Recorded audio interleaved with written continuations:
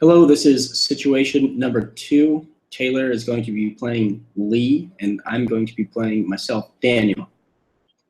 So I guess we'll begin. So Lee, I'd like to sit down with you and have a conversation about the way you treat me. I think you treat me very poorly, and you're very disrespectful to me. Really, no. Why am I disrespectful to you? What way?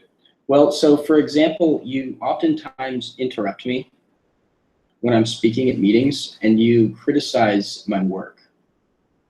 I only criticize your work because your work is pretty poor. See, it's not though, and I really dislike that kind of attitude in the work environment. I think you need to be much more professional about it. How would you suggest that I be more professional towards you? Well, you need to listen to what I have to say more.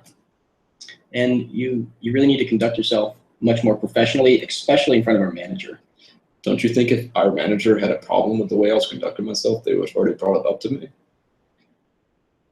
I don't think so, because he hasn't realized what goes on also behind the scenes when you take credit for my work when it's not actually yours. I've never really taken credit for your work. You just present an idea in a pretty poor way, and I decided to improve upon it. So no, that's absolutely not what happens. You also you criticize my way of speaking as well. I think that's absolutely ridiculous. I mean, have you actually listened to yourself? Listen to your dialect. It's pretty bad. Lee, you're doing it right now, and I really think it's disrespectful, and I'd ask you to stop and just listen. Can you do that? I guess we'll both find out. Well, I'd appreciate if you'd stop treating me poorly, because it's really hindering my work ability. I'll try to keep that in mind. But going back to the work comment, I don't think I can ever take credit for someone's work that's a little subpar. You've only been on the team for a little bit of time, and I've been here for years. Well, you have been taking credit for my work, and if you think it's so bad, why are you taking credit for it? I just take the general idea and improve upon it. All right.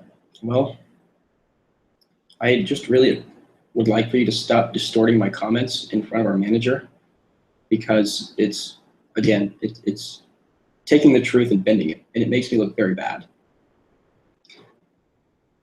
With us being on the same team, I'm afraid that at some point in time, there's going to have to be layoffs, and it would definitely be better if it was you as opposed to me. So I understand that, but our manager is also going to see who participates well and who is a great team player. And right now, you're just not fitting in with the team. The other 6 of us are extraordinary. We work very well together. That's a good point. I've been trying to essentially throw you under the bus a little bit, trying to protect myself in the future. Maybe I need to be more concerned with how I'm interacting with the rest of the team. But none of the other 7 have brought this to my attention. How would you feel if our manager heard your last comment? What was my last comment?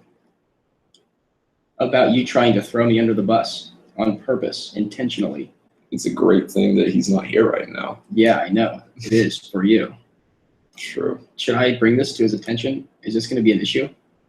Well, who do you think he's going to believe? Are we going to be able to move forward in the future and get along and be good team players? I'd like to think that we can get there, but I guess I've just been harboring a little grudge towards you since you joined the team. So what's it going to take for you to get rid of that grudge? What do I have to do? Well, it's a great question. I do appreciate you approaching me like a man and bringing this to my attention. That definitely bears a good semblance of your character. So I'll keep that in mind. Okay, it looks like we're making some progress, and I do respect that. Yeah. But I don't really think that I've distorted any of your comments thus far. Maybe you haven't realized that you have, but you have been doing it. So please try to be more aware of how you speak to me and what you say about my projects and how you reiterate what I'm trying to tell the manager. Maybe in the future, if you notice me doing this again, you should bring it to my attention again. Let me know. because some of this seems to be coming subconsciously. Okay, I can definitely do that. I'll try to do it respectfully, not to irritate you, but sometimes it does get my emotions flowing, and it makes the work environment uneasy to be here when you are criticizing my work. Yeah, and I guess even if I do harbor any type of grudge towards you, we still have to work on a team together, and the ultimate goal is getting a lot of great work done that our manager can see. Exactly. We have the same goal, and I think we need to work together towards that goal, not against each other. Okay. I think you're raising a lot of good points. I don't want the manager to see that we're having arguments or conflicts between each other. I don't think it's going to reflect very kindly upon either of us. Great. So how about this? For now, we'll leave the manager out of it, and we'll move forward. We'll try to work on our relationship and tighten it up and be team players.